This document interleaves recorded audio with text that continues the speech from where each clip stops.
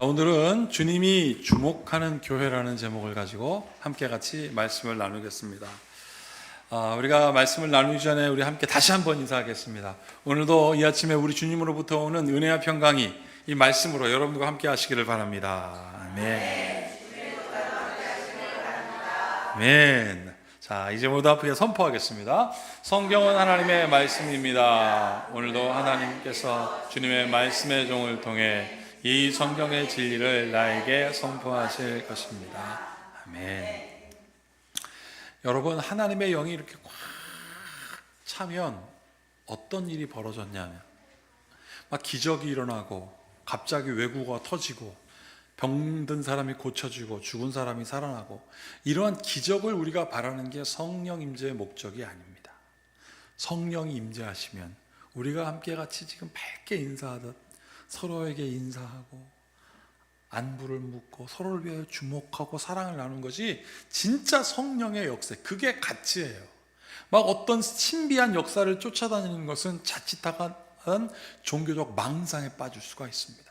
그래서 우리 주님은 그러한 신비를 쫓는 것이 아니라 주님이 주목하는 교회는 어떤 교회냐면 주님께서 귀중히 여기라고 하신 것을 따르는 사람들이에요. 마태복음 4장 23절과 누가복음 9장 2절에 예수님께서 제자들을 파송하시면서 세 가지를 당부하셨습니다. 첫 번째, 가르쳐라. 두 번째, 복된 소식을 전해라. 그 세 번째, 치유해라. 병을 고쳐라 그랬습니다. 왜 그랬을까요? 왜 하필이면 가르치고 복음 증거하고 치유하라고 하셨을까요? 부자가 되게 해라, 어디 가서 성공하게 해라가 아니라 가르치고 복음 증거하고 치유해라. 나머지 것보다 이것이 중요한 것은 무엇이냐면 그만큼 귀중하고 소중했기 때문에 그래요. 여러분, 여러분들의 자녀를 왜 가르치십니까? 그렇게 비싼 학원비를 들여서, 여러분, 어떤 사람들은 옛날엔 그랬잖아요. 머리카락을 깎아서 자녀를 교육하고 어머니는 짜장면을 싫다고 하셨다고. 여러분, 왜 그랬습니까? 자녀가 귀하니까 가르친 거예요. 두 번째, 자녀가 귀하니까 복된 것을 보여주고 복된 것을 가르치라고. 얘들아, 엄마 아빠가 잘 될게, 엄마 아빠를 봐라, 엄마 아빠를 보면서 너희들도 이렇게 커라라고 하고 싶은 거 아니에요. 그게 복음이에요. 그리고 세 번째는 뭡니까? 우리 자녀들 아프길 원하겠습니까? 아프지 말아야죠. 여러분, 그래서 우리가 자녀들 아프면 차라리 내가 아프는 게 낫다고 하는 거 아니겠어요? 하나님께서 여러분들을 귀중히 사랑하시니까 가르치고 복음 증거하고 치유하라고 제자들한테 하신 겁니다. 나는 이 마음으로 여러분들 서로 가르치고 복음 증거하고 치유하는 마음으로 서로에게 관심 갖는 여러분들에게 축복합니다. 그래서 오늘 설교 제목, 주님이 주목하는 교회. 여러분, 우리에게 누군가가 가만히 쳐다볼 때 시선이 느껴질 때가 있죠. 누군가 이렇게 시선을 탁 쳐다보면 이렇게 막 이런 경우 있죠. 왜 그러냐면 관심이 있어서 그래요. 이렇게 주목해서 보는 거예요. 자, 여러분, 누군가 나를 주목해서 보는데 그 사람이 나한테 하는 현상이 있습니다. 그게 뭐예요? 나한테 잘해줍니다. 여러분, 잘해준 사람을 왜 싫어하겠습니까? 나한테 막 잘해주는데. 그런데 문제는 이 잘해주는 게 서로 상호관계가 있어야 돼요.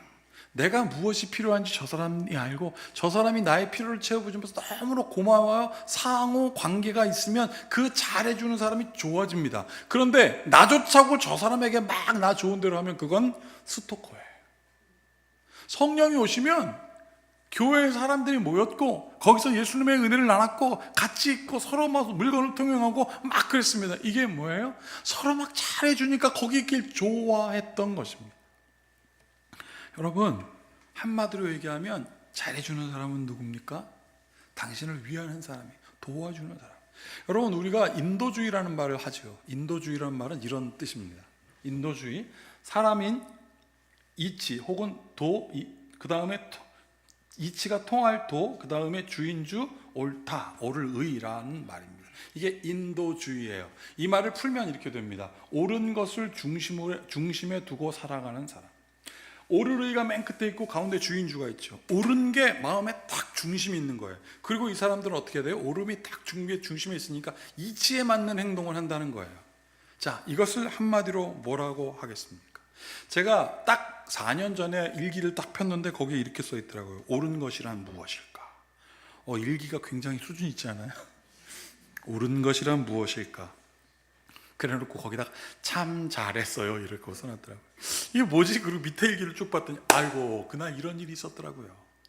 우리 아들이 그때 중학교 1학년이었습니다. 둘째가 그 자전거를 타고 요 교회 올라와 보면 언덕 있죠. 저 CU에서 올라오는 거기 손살같이 내려가는 겁니다. 그래서 제가 아이고 저 중학교 1학년짜리가 아빠를 앞지르네. 그래 저도 막 하는데 가속도가 붙은 거예요. 무섭더라고요. 그래서 그 브레이크를 팍 잡았는데 공중에 몸붕 뜨더라고요. 그때 생각했습니다. 그 공중에서 짧은 생각했어요. 머리부터 떨어지면 안 된다. 꺾이면 나는 끝난다. 그래가지고 살짝 어깨를 돌려갖고 어깨로 빵 떨어졌는데 여러분 못 일어나겠더라고요. 이게 나이가 50이 넘어서 그런 건지 아니면 모르겠네. 50견인지 이건 잘 모르겠는데 막 못 일어나겠더라고요. 근데 좀 있다가 어떤 여자애가 와요. 중학생쯤 되는 애가 오더니 아저씨 괜찮으세요? 아저씨 괜찮으세요? 근데 숨이 차갖고 말을 못 하겠더라고. 막 이랬어요. 아저씨 괜찮으세요? 괜찮으세요? 그러다 제가 이랬습니다. 아저씨 괜찮아. 창피하니까 빨리 가. 여러분, 제가 그래서 그걸 썼더라고요. 참 잘했어요. 제가 거기서 막 일어나니까 걔가 안 가고 이렇게 있으면 저한테 뭐라는 줄 알아요? 아저씨 힘들면 말하세요. 제가 119 불러드릴게요. 그래서 그날 그걸 썼더라고요. 옳은 것이란 무엇일까? 참 잘했다. 여러분, 나는 그때 그 아이한테 뭘 느꼈습니까? 고마움을 느꼈어요. 내가 쓰러져서 못 일어나는 그 큰 아저씨가 못 일어나니까 괜찮냐고 거기서 함께 있어줬던 거예요. 그러니까 걔가 고맙더라고요. 지금도 얼굴 알면 인사해주고 뭔가 사주고 싶어요. 여러분, 이게 도움 아니겠어요? 도움이란 무엇이겠습니까? 도움은 함께 그 자리에 있어 주는 거예요.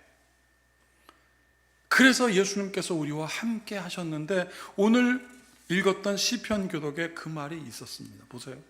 여호와께서 나를 살펴보셨으므로 나를 아시나이다.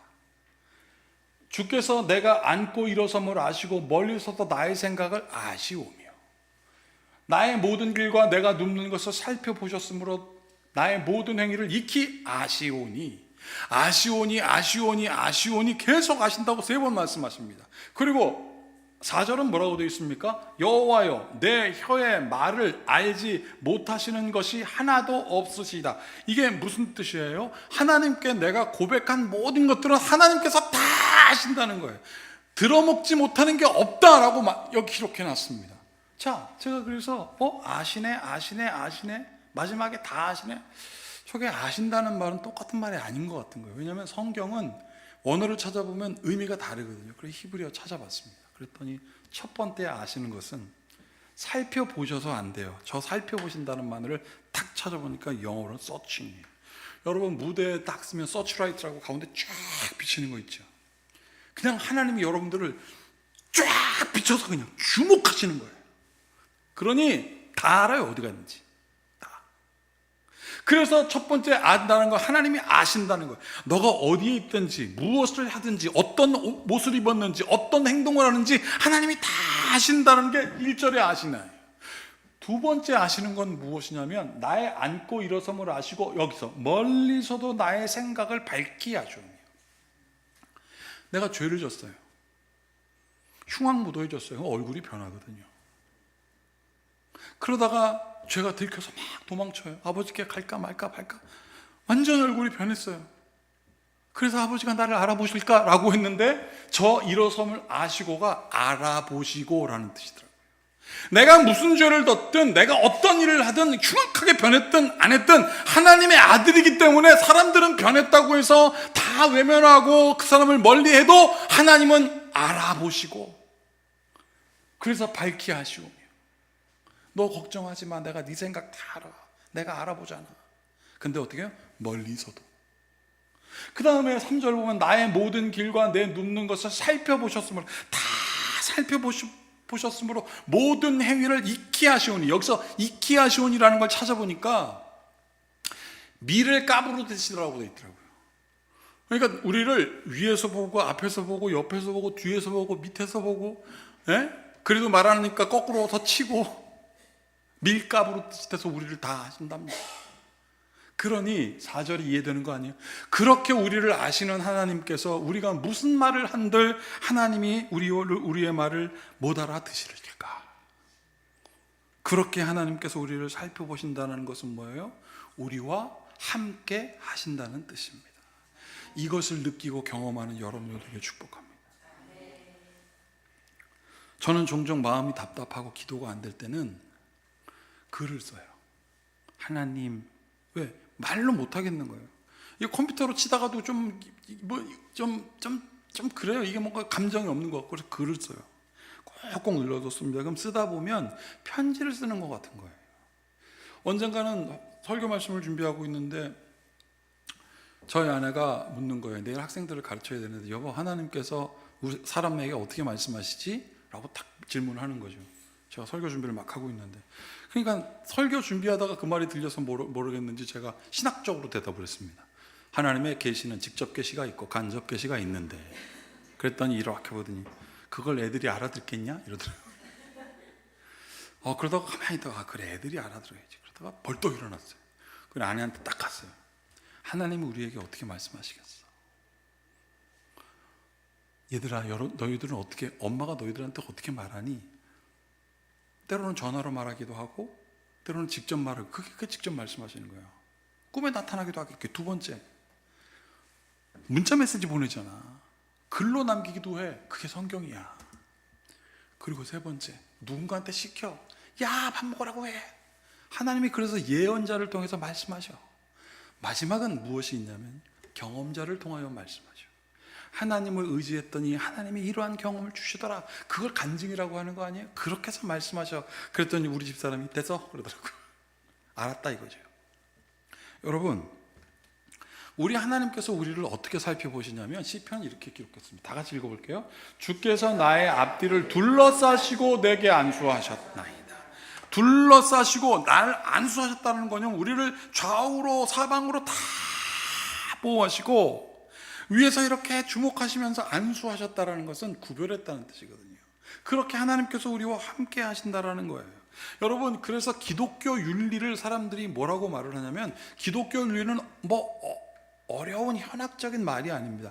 기독교 윤리라는 것은 무엇이냐면 도움이 필요한 사람을 외면하지 않는 것. 그래서 기독교 윤리를 선한 사마리아 사람의 윤리라고 말합니다. 어렵고 힘든 사람에게 함께 도움이 되는 것. 여러분, 그런데 마귀도 도와줍니다.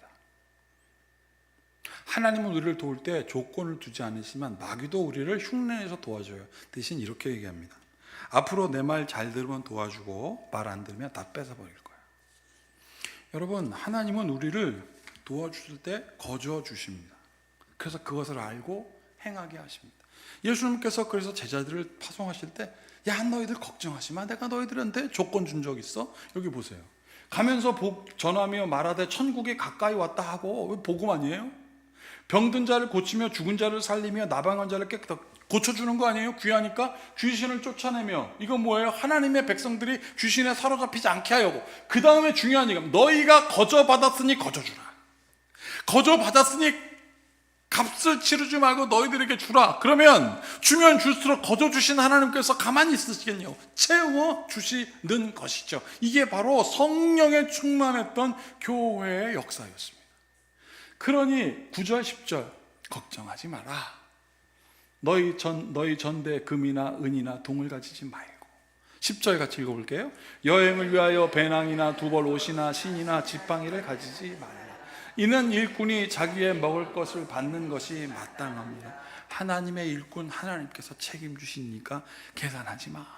그냥 사랑해주고 싶으면 마음껏 사랑하고, 부족함이 있다고 여기지 마라. 내가 채워줄게. 여러분, 사람과 동물의 차이가 있습니다. 사람과 동물의 차이는, 사람은 분절된 언어가 있고 문자가 있어서 자기의 생각을 전달할 줄 아는데, 동물은 그게 없어요. 동물이 말해도 그거는 진짜 알고 말하는 게 아니고 흉내내는 거지. 그런데 사람과 동물과 공통점이 있습니다. 그게 뭐냐면 감정입니다. 여러분, 동물도 분노해요. 잘 알잖아요. 그리고 동물도 삐지고, 동물도 외로워하고 우울증 빠지고, 동물도 기뻐하고 행복해합니다. 여러분, 고양이 행복하면 어떻게 돼요? 다 벌려놓고 골골골 하잖아요. 제가 고양이를 좋아하거든요. 근데 우리 교회 건축할 때 뒤에도 아파트도 건축했었습니다. 다 건축하고 아파트를 건축하니까 펜스를 치고, 그래서 우리 저 뒷문 뒤에 무슨 고양이 토굴 같은 게 막 생겼어요. 고양이가 많아지고 고양이가 각종 무슨 쥐 같은 거 가까우니까 전 싫은 거죠. 그래서 고양이 보고 가라 그랬어요. 근데 어떤 아주머니께서 고양이 밥을 맨날 교회 뒷병을 이렇게 열면 고양이 밥이 우르르. 그럼 고양이들이 제가 싫어하는 걸 알아요. 문을 딱 열잖아요. 그럼 걔네들 먼저 도주로를 확인합니다. 내가 뭐라고 할까봐. 그러면 저는 어떻게 해요? 가! 그러죠. 그럼 가. 하지만 그분이 자꾸 갔다 오니까 고양이 금지, 먹이 금지, 팻말도 걸어놓은 적이 있어요. 자, 아파트가 깨끗해졌어요. 뒤에가. 저 고양이 좋아하거든요. 그런데 고양이가 하루는 저 뒤에서 이렇게 숲을 속에서 나오는데 귀여운 거예요. 좋아하잖아요. 그래서 고양아 배고프지? 이랬어요. 그 고양이였어요. 이렇게. 근데 저를 딱 보더니 안 도망가더라고요. 한 발 더 가서 배고프지? 그랬더니 걔가 냐옹. 얼마나 예쁘든지. 그리고 제가 집에 가서 고양이 먹이가 없으니까 과자 뭐 양파링이라는 거 있어요. 그거 부셔서 갖다 줬더니 톡톡톡 막 이렇게 검사를 하면서 먹더라고요. 여러분, 그 다음부터 걔는 나이가 오면 안 도망갑니다. 감정이 통한 거예요. 편안하게 된 거예요.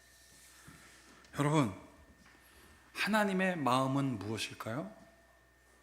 성경이고요. 그 마음이 여러분들을 통해서 전달되는 거예요. 그게 아는 거예요.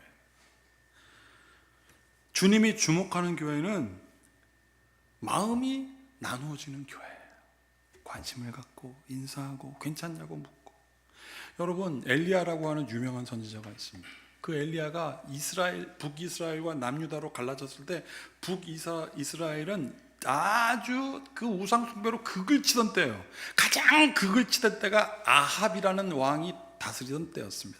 그때 하나님께서 엘리야를 통하여 저 아합이 정신 못 차리니 너 엘리야 네가 가서 저 아합한테 선포해라. 이제 가뭄이 선포될 거라고. 그러면 저 아합이 우리 하나님 이럴 줄 알았던 거예요. 누가? 엘리야가. 근데 하나님의 뜻은 거기 있지 않았어요. 놀랍습니다. 엘리야가 선포했어요. 그랬더니 그 시기로 시냇물이 말랐습니다. 그리고 하나님께서 말씀하셨습니다. 엘리야, 너는 사르밧에 있는 길르앗에 있는 곳으로 가라. 거긴 사르밧 과부가 있을 것이다. 그래서 거길 갔어요. 근데 그 과부가 가뭄에 얼마나 어렵게 살았겠어요. 근데 엘리야한테 하나님께서 말씀하십니다. 가서 그 과부한테 먹을 것을 제공하라고 하라. 근데 엘리야가 다 가서 그럽니다.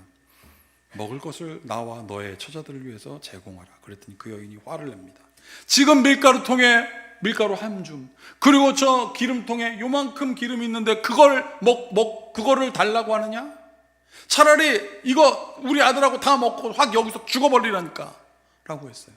그때 엘리야가 뭐라고 합니까? 그 여인의 마음을 확 열어줍니다. 두려워하지 말고 한번 해보세요. Let's do it 했어요. 그리고 그 여인이 했는데요. 어떻게 됐습니까? 그 밀가루통이 마르지가 않는 거예요. 그 기름통이 마르지가 않는 거예요. 그 여인이 그 이후로 엘리야와 함께 있는 게 얼마나 좋았을까요? 엘리야 선지자님, 저 다락방에 당신 방으로 하세요. 우리는 길 없습니다. 막 이렇게 매일매일 좋았어요. 그러다가 시간이 가는데 아들이 아프기 시작합니다. 그 여인이 어떻게 했을까요? 살려주세요, 살려주세요. 기적을 행하시는 이여 살려주세요. 엘리야의 선지자 별명이 기적의 선지자거든요. 살려주세요, 살려주세요. 근데 안 나요. 그런데 급기야 죽어버렸습니다. 그러니까 그 여인이 이제 어떻게 했습니까? 마음을 돌려 그 감정이 변했습니다. 당신 여기까지 온 게 혹 해서 우리를 미혹하게 해서 우리 아들 죽이려고 그 밀가루빵 다 만든 거 아니야? 책임지라고. 얼마나 뭐라고 했겠습니까? 여러분? 제가 그 마음이 뭔지 알겠더라고요. 여러분, 엘리야가 마음이 아픕니다. 그 아이를 데리고 가서 자기의 다락방으로 올라가서 이제 하나님께 자기 마음을 표현해요. 하나님, 나 여기 왜 보내셨습니까? 날 또 기적을 행하셔서 저희에게 은혜를 베푸시는 것이 아니라 이러려고 날 보내셨습니까? 라고 하면서 막 기도해요. 여러분, 그리고 그 사람이 어떻게 기도하냐면 이렇게 기도합니다. 저 애를 엎드려 놓고 그 위에 엎어졌어요. 이거 뭐예요? 마음을 다 한 거예요. 감정을 다 한 거예요. 여러분, 그러자 어떻게 했습니까? 죽었던 아이의 영이 돌아왔습니다. 살아났어요. 그리고 그 아이를 엘리야가 얼마나 좋아요. 마음이 깊어가지고 그 여인에게 데려다 줍니다. 저 여인에게 데려다. 그러자 저 여인이 그 엘리야에게 이렇게 고백합니다. 다 같이 읽어볼까요? 내가 이제야 당신은 하나님의 사람이요 당신의 입에 있는 여호와의 말씀이 진실한 줄 아노라. 아는 거예요. 여러분, 여기서 중요한 거, 엘리야한테 뭐라고 하든 안 하든 엘리야는 그 여인과 함께 했어요. 욕 먹든 안 먹든. 그리고 거기서 하나님께 구했더니 하나님께서 아까 시편 말씀처럼 엘리야가 말하는 모든 것을 들으시고 그 여인의 아들을 살려주셨다라는 것은 역사의 기록입니다. 사랑하는 여러분,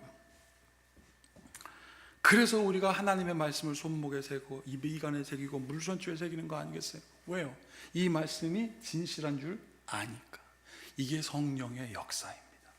성령은 결코 신비한 역사를 강조하는 것이 아니라 성령은 우리와 더불어 하나님을 알게 하는 것이고 주님이 나의 삶을 주목하고 있다는 것을 알고 있으며 주님께서 나와 함께 하신다는 사실을 고백하는 것이 성령 받은 사람들의 역사입니다. 그래서 오늘 시편은 이렇게 기록했습니다. 내가 주의 영을 떠나 어디로 가며 주의 앞에서 어디로 피하리이까? 내가 하늘에 올라갈지라도 거기 계시며 수월에 내려 자리를 펼지라도 거기 계시나이다. 내가 새벽 날개를 치며 바다 끝에 거주할지라도. 10절 같이 읽어보겠습니다. 거기서도 주의 손이 나를 인도하시며 주의 오른손이 나를 붙드시리이다. 아멘. 이 모든 지각에 뛰어난 주님의 평강이 우리를 주목하고 계시고 함께 하시는 성령의 은혜로 여러분들과 함께 있을지어다. 기도하시겠습니다. 주님이 주목하는 교회, 사람이 넘치는 것보다 사랑이 넘치는 교회. 하나님, 그래서 그 사랑을 알므로 서로 존경하고 사귀어 그 은혜로 함께 더불어 성장하며 은혜를 나누길 원하는 여기 있는 성도들에게 주여 함께하여 주심을 믿습니다. 예수님의 이름으로 축복하고 기도하옵나이다. 아멘.